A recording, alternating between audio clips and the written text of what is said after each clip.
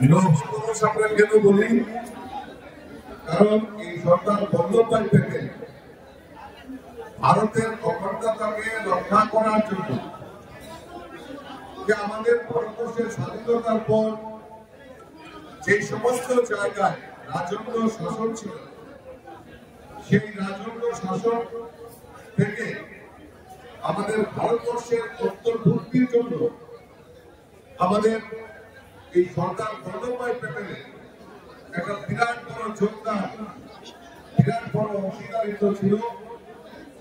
এবং বিশেষ করে এই ভারতের অখণ্ডতাকে রক্ষা করার জন্য উনি বিভিন্ন প্রয়াস উনি করেছেন। তাই আমরা ওনাকে লৌহ পুরুষ হিসাবে আমরা আখ্যায়িত করি।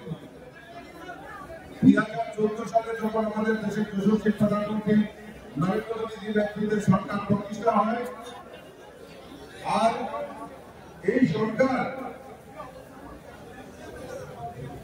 বল্লভভাই প্যাটেলের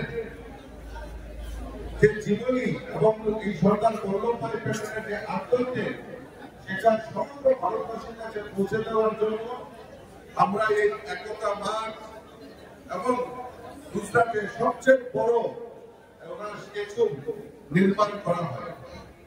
আমাদের সরকার, আমাদের সংগঠন এই 31 অক্টোবর থেকে 31 নভেম্বর পর্যন্ত আমরা এক মাস ব্যাপী এই সরকার বন্দ্যোপাধ্যায় প্যানেলের বিভিন্ন কর্মসূচি আমরা হাতে নিয়েছি, যাতে এই সরকার বন্দ্যোপাধ্যায় প্যানেলের যে চিন্তা ভাবনা, সেই চিন্তা ভাবনা সবার কাছে যাতে তুলে দিতে পারি, তার জন্য আমরা এই এক মাস ব্যাপী কর্মসূচি নেওয়া হয়েছে।